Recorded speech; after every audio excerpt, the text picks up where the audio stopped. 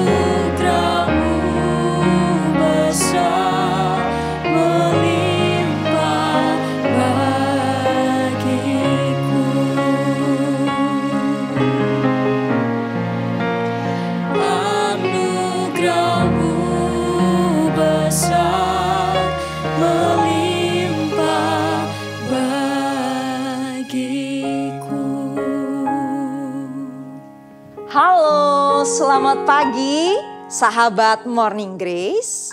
Apakah Anda tidur nyenyak semalam? Atau apakah Anda tidak bisa tidur sama sekali? Pagi ini, baik kita bisa tidur ataupun sama sekali kurang tidur, mari kita mengawali pagi kita dengan bersyukur atas semua kebaikan Tuhan. Yuk kita berdoa. Memohon rahmat Tuhan untuk kita bisa merenungkan sabdanya pagi ini. Mari kita berdoa. Tuhan Yesus, terima kasih. Pagi ini kami boleh kembali membuka mata kami.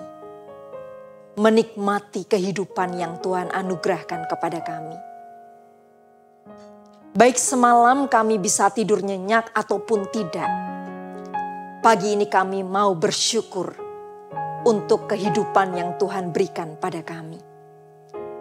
Biarlah kami menjalani hari ini dengan ucapan syukur, dengan pengagungan yang tinggi kepada nama Tuhan. Tuhan, bersabdalah kepada setiap kami. Kami mau mengawali hari bersama dengan kasih-Mu.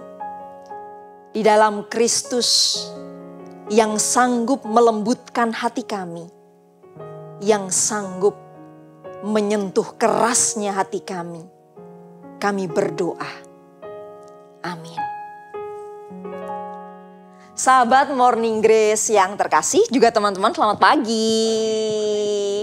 Hari ini kita masih mau berbicara tentang kebangkitan. Gitu ya. Nah, kita mau baca dulu sabda Tuhan, gak usah panjang-panjang, cukup satu ayat saja hari ini. Yang akan saya ambilkan dari Kolose pasalnya yang ketiga, ayatnya yang pertama. Mari Bapak Ibu Saudaraku, kita buka dari Alkitab masing-masing ataupun dari gadget kita. Kolose pasal 3 ayatnya yang pertama. Karena itu, kalau kamu dibangkitkan bersama Kristus, carilah perkara yang di atas, di mana Kristus ada, duduk di sebelah kanan Allah. Demikianlah sabda Tuhan. Nah, saudaraku, juga teman-teman yang ada di sini, kalian notice nggak sih kalau Paskah itu setiap tahunnya itu tanggalnya beda-beda? Kalian notice nggak? Notice ya. Kok nggak sama ya kayak Natal yang selalu jatuh di tanggal 25 gitu kan? Nah, mungkin ada yang notice, mungkin ada yang tidak gitu ya. Ada yang mungkin yang, oh iya juga ya, kok kadang-kadang Paskah ada di bulan Maret, kadang April, kadang Mei gitu ya. Kenapa bisa begitu gitu ya?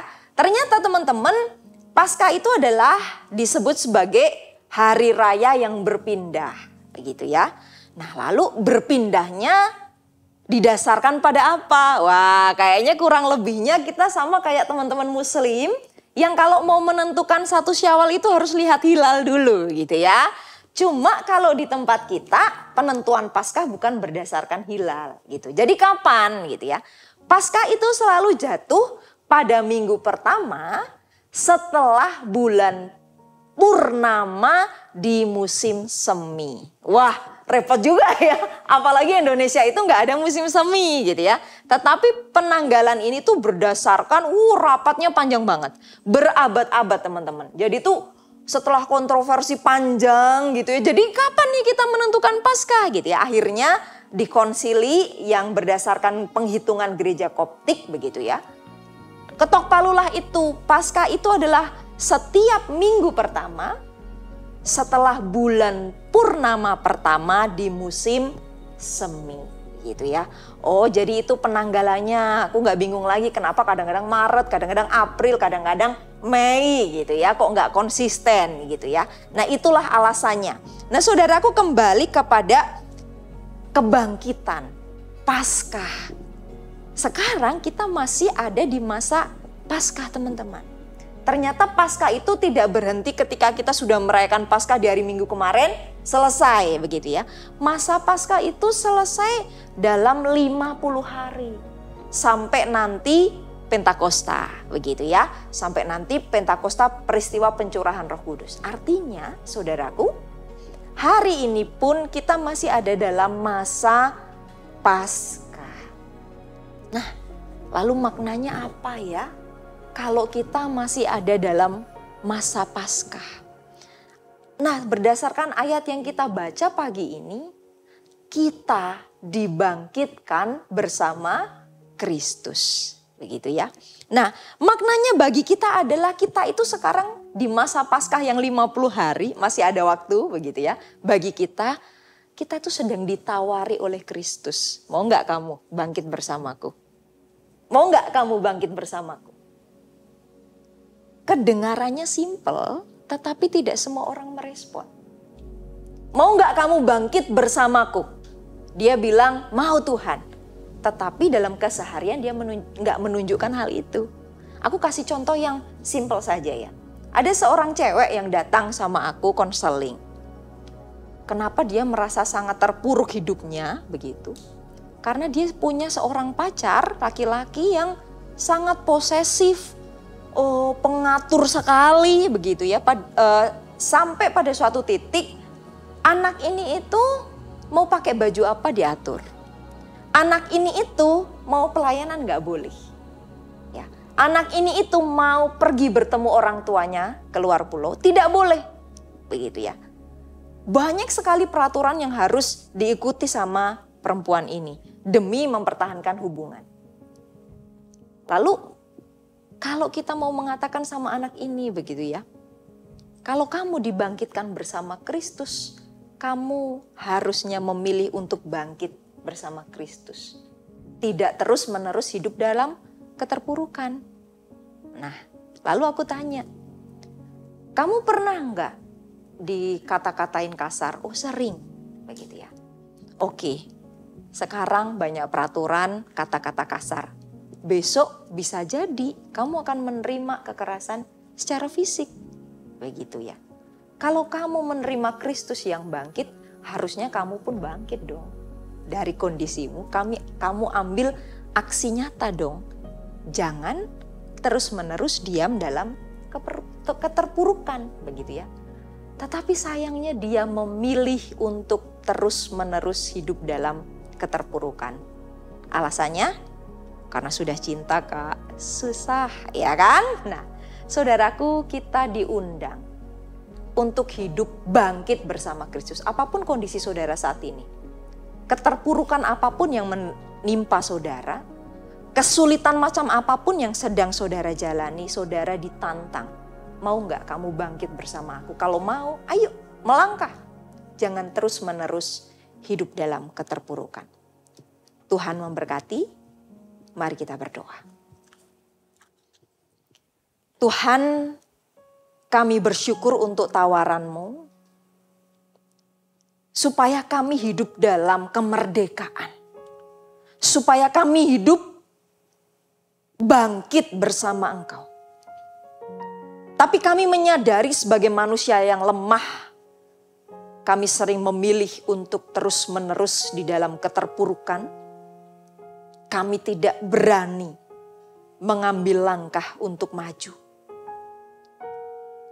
Tuhan, mampukan kami untuk meraih tangan-tangan mereka yang Tuhan kirim kepada kami untuk menolong kami. Mampukan kami untuk jujur dengan kondisi kami yang tidak baik-baik saja sehingga kami mampu bangkit dari kesulitan hidup kami. Juga mungkin kami yang kesulitan dalam kondisi ekonomi, mampukan kami bangkit bersama Kristus, mencari hal-hal baru yang bisa kami upayakan sehingga kehidupan ekonomi kami lebih baik. Kami juga yang terpuruk dalam kondisi rumah tangga, mampukan kami ya Tuhan bangkit bersama Kristus, menata kembali rumah tangga kami yang sudah hancur. Punya keberanian untuk minta maaf, punya keberanian untuk mengampuni. Juga kami yang bergelut dengan studi, mampukan kami untuk bangkit bersama Kristus, menyelesaikan setiap studi kami yang sudah kami mulai. Saudara-saudara kami yang saat ini mendengarkan renungan ini di rumah, biarlah mereka menerima tawaran Tuhan untuk bangkit. Di dalam Kristus kami berdoa. Amin.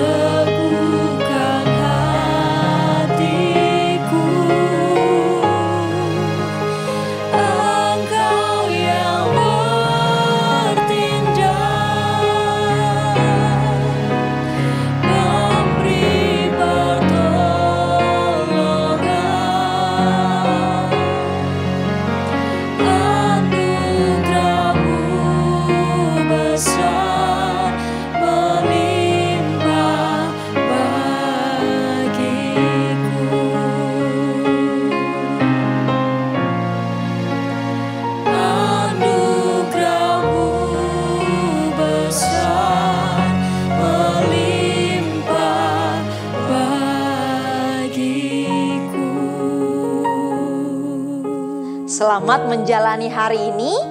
Mari bangkit bersama Kristus. Tuhan memberkati.